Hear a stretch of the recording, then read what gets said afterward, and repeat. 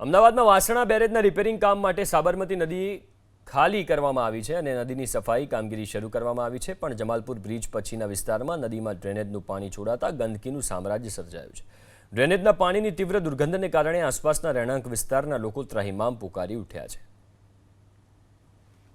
વાસણા બેરેજના દરવાજા રિપેરિંગ કરવા માટે અને નદીને સાફ કરવા માટે સાબરમતી નદીને હાલમાં ખાલી કરવામાં આવી છે।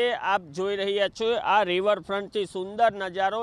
એક તરફ સાબરમતી નદીનો જે આ રિવરફ્રન્ટ છે, જ્યારે બીજી તરફ સાબરમતી નદીમાં હાલ દૂષિત પાણી જોવા મળી રહ્યું છે, ગંદકી જોવા મળી રહી છે। આજે ગંદકી અને પ્રદૂષિત પાણી નદીમાં છોડવામાં આવવાને કારણે પાણીમાંથી તીવ્ર દુર્ગંધ આવી રહી છે। રિવરફ્રન્ટ પર નજારો માણવા આવતા લોકોને આજે તીવ્ર દુર્ગંધને કારણે મુશ્કેલીનો સામનો કરવો પડી રહ્યો છે। સાબરમતીની હાલમાં સફાઈની કામગીરી શરૂ હોવાને કારણે નદીમાં પાણી ઓછું કરવામાં આવ્યું છે।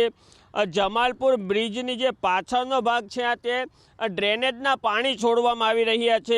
આ ડ્રેનેજના પાણીને લીધે દુર્ગંધ આવી રહી છે અને આ દુર્ગંધને કારણે રિવરફ્રન્ટની આસપાસમાં વસવાટ કરતા જે શહેરીજનો છે તેમને પારાવાર મુશ્કેલીનો સામનો કરવો પડી રહ્યો છે। તે લોકો ત્રાહિમામ પોકારી ગયા છે। નદીમાં ગટરનું પાણી છોડવું એ પર્યાવરણની વિરુદ્ધ છે, પરંતુ પ્રદૂષણ બોર્ડ ગુજરાત વધુને વધુ નદી કેવી રીતે પ્રદૂષિત થાય છે તે માટે કુખ્યાત છે।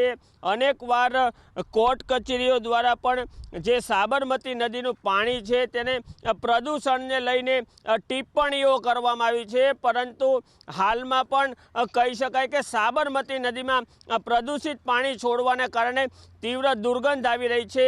પ્રશાસન દ્વારા સાબરમતી નદીમાં જે દુર્ગંધયુક્ત પાણી બંધ કરવા માટે કેવા પગલાં ભરવામાં આવે તે પણ જોવું રહ્યું। કેમેરા પર્સન પિયુષ લેવા સાથે ચેતન બાંભણિયા, એબીપી અસ્મિતા, અમદાવાદ।